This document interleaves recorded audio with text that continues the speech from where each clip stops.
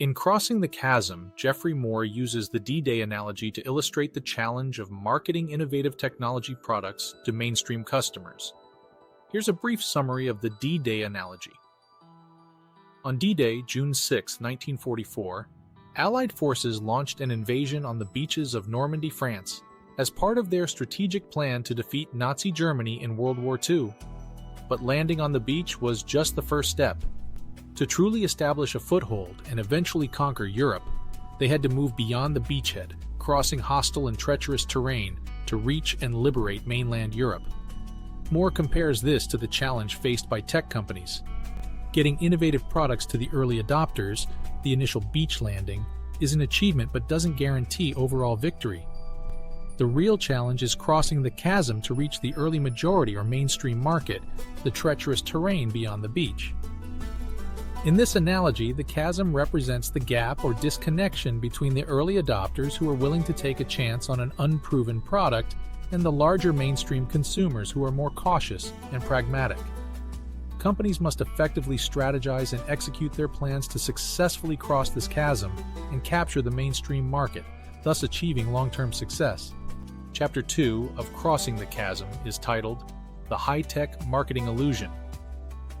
In this chapter, Geoffrey Moore elaborates on the technology adoption life cycle, a model for understanding the acceptance and adaptation of new products in the marketplace. The model is divided into 5 segments: innovators, early adopters, early majority, late majority, and laggards. Each group adopts the technology at a different pace due to varying degrees of risk tolerance, social leadership, and practicality. 1. Innovators are technology enthusiasts who love all things tech and are excited by the possibility of being the first to explore a new product. They're willing to take on high levels of risk and are tolerant of potential product bugs or flaws. 2. Early adopters are visionaries who see the potential for significant competitive advantage in new technology, even when it may not be fully tested or developed. They are less focused on the technology itself and more on the change and potential growth it can bring to their world. 3. Early majority is the first part of the mainstream market. They are pragmatists who adopt new technology once they see others successfully using it. They appreciate well-established solutions and require references from peers before purchasing. 4. Late majority are also pragmatists, but they are skeptical about new technology. They wait until something has become a standard or until the majority of their peers have adopted it. 5. Laggards are the last to adopt a new technology. They are typically against change and only accept new technologies when the old ones are obsolete. In this chapter, Moore emphasizes that each group requires a different marketing strategy, and the transition from early adopters to early majority, the chasm, is the most challenging one for high-tech companies. Chapter 3 of Crossing the Chasm is titled The D-Day Analogy. In this chapter, Moore uses the metaphor of the D-Day invasion during World War II to illustrate the critical transition from the early market, dominated by tech enthusiasts and visionaries, to the mainstream market, populated by pragmatists and conservatives. Just like the Allies had to secure a beachhead in Normandy to make any further progress in Europe, tech companies need to secure a firm place in a specific target market before they can hope to appeal to the broader mainstream market. Moore introduces the idea of a beachhead strategy, where the goal is not to aim for the mass market right away, but to focus intensely on a specific niche or vertical market, the equivalent of the Normandy beach, to ensure the product has a strong, loyal base of customers. He emphasizes that pragmatists, the early majority, won't try a product until they see other people like them using it. So, by dominating a niche market first, a company can generate positive word-of-mouth referrals and references, which can then help it appeal to the wider market. The chapter underscores the importance of a singular targeted focus as a critical factor in crossing the chasm and gaining acceptance in the mainstream market. Chapter 4 of Crossing the Chasm is titled Target the Point of Attack. After Moore has explained the chasm in the technology adoption lifecycle, this chapter focuses on how to overcome it. The key point is to focus on a single market segment, or niche at a time, which Moore calls the beachhead. This strategy is derived from the military tactic of concentrating all forces on a single small point of the enemy's defense. The chapter argues that by focusing all your marketing efforts on one particular group, you can make the most of your resources, get a strong foothold in that market, create a positive word-of-mouth reputation within that segment, and then use that success as a stepping stone to wider market adoption. This strategy is aimed at minimizing the risk of spreading resources too thinly over a wide front, which would dilute the impact and may lead to failure in crossing the chasm. Moore emphasizes the importance of this niche market selection process, which should be driven by careful consideration of market dynamics, competitive analysis, and understanding of your own company's strengths and weaknesses. It's about picking a target market segment where you can win and establish a reference customer base. The chapter also introduces the concept of the whole product, where companies must ensure that they not only deliver a product, but a complete solution to a customer's problem. This involves understanding and addressing all the customer's needs related to the product, such as installation, service, support, and supplementary software or hardware.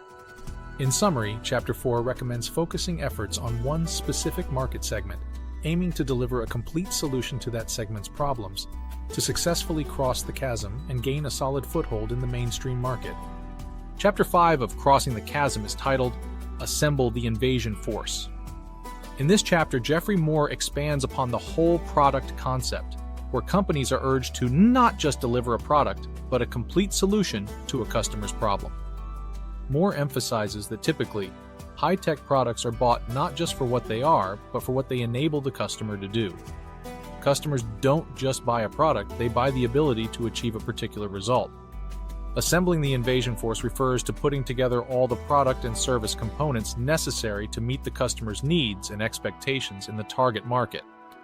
This may involve developing partnerships or alliances with other businesses to provide parts of the whole product that your company can't provide itself. The chapter discusses the difference between the generic product, the product as shipped in the box and covered by the purchasing contract, and the whole product, the complete assembly of products and services needed to achieve the desired result. Moore emphasizes that the latter is what customers actually buy. The whole product model is made up of four main parts. 1. The generic product. This is the product in its most stripped-down form. 2. The expected product. This is what the consumer thought they were buying when they bought the generic product. 3. The augmented product. This is the product fleshed out to provide the maximum chance of achieving the buying objectives. 4. The potential product. The product's room for growth as more and more ancillary products come on the scene. Assembling this invasion force, or whole product, requires strategic relationships and the coordination of multiple parties. The company needs to take the leadership role in organizing these efforts. It's a critical part of crossing the chasm because mainstream customers don't just want technology, they want solutions to their problems. To summarize, Chapter 5 outlines the necessity of seeing beyond the basic offering and providing a whole product solution, taking into account partnerships and alliances to fill any gaps in your offering. This ensures you meet and exceed customer expectations and successfully transition into mainstream markets. Chapter 6 of Crossing the Chasm is titled Define the Battle. In this chapter, Moore highlights the importance of positioning in the marketing strategy of a high-tech product, particularly when targeting the mainstream market. Positioning refers to the way a product is defined by customers on important attributes, the place the product occupies in customers' minds relative to competing products. Moore emphasizes that when entering a new market, it's not just about promoting the product's features or benefits, but also about defining the competition and creating a compelling reason to choose your product over the alternatives. This means you must define the context in which your product is the obvious choice. He suggests doing this by following these steps. 1. Connect your product with something familiar to the audience. 2. Contrast your product with that familiar thing to highlight your product's unique advantages. 3. Position your product as an obvious solution to a problem or need that the familiar thing cannot address. Moore also introduces the concept of the elevator speech, a concise, carefully planned, and well-practiced description about your product that anyone should be able to understand in the time it takes to ride up an elevator. Furthermore, he proposes the idea of the high-concept pitch, a short, crisp summary that instantly communicates the unique value proposition of the company. These are all tools that help define the battle and ensure your product's positioning is clear, memorable, and attractive to the mainstream market. To summarize, Chapter 6 focuses on the importance of proper positioning and defining the competitive landscape. It provides guidance on how to establish a strong, compelling product image that resonates with the mainstream market and outshines competitors. Chapter 7 of Crossing the Chasm is titled Launch the Invasion. In this chapter, Moore discusses the strategies needed to move from the early market to the mainstream market, or in the author's terminology, to cross the chasm. He talks about how to assemble an invasion force and plan your attack. Firstly, Moore explains the need to create a whole product, which is not just the product itself, but includes all the complementary elements that make it usable and beneficial. This can involve elements like customer service, add-on products, system integration, and partnerships. He then advises companies to select a target market segment or beachhead where the product can be the most competitive. This should ideally be a small, well-defined user group with a specific problem that your product can solve. The beachhead should also have good word-of-mouth potential to help drive adoption in wider markets.